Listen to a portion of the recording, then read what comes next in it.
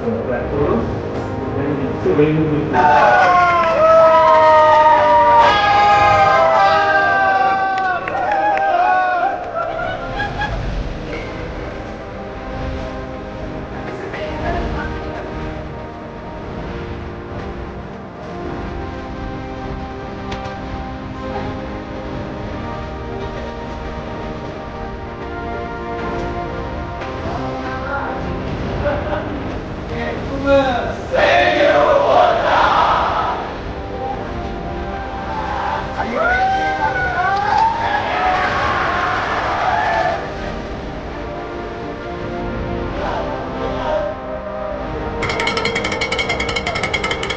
Okay, second dulu masuk, second dulu.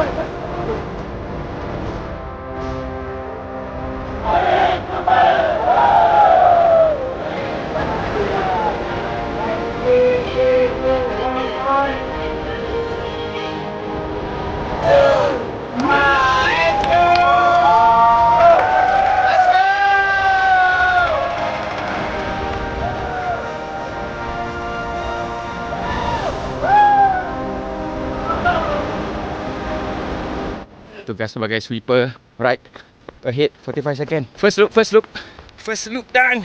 We are 1 minute ahead. Second loop standby terus. Gerak terus. Go ada belakang. Habis. Kita add par je. So kita sekarang dah masuk loop 4. Baru lebih kurang 2 km. Selagi 5 km. Semua dah memperlahankan kenderaan masing-masing. Aku lari sorang-sorang ni. Dalam loop yang terakhir, loop ke-6, InsyaAllah ada rezeki kita boleh buat loop ke-7. Ada pelari-pelari pantas. Okay, bersama dengan sweeper di belakang. Nampak lampu je. InsyaAllah lagi 2.3k. Jom. Alhamdulillah. Lagi 200 meter dah nak sampai dah. Oh ya, boleh gerak.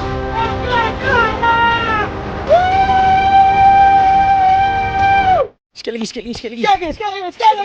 Come on.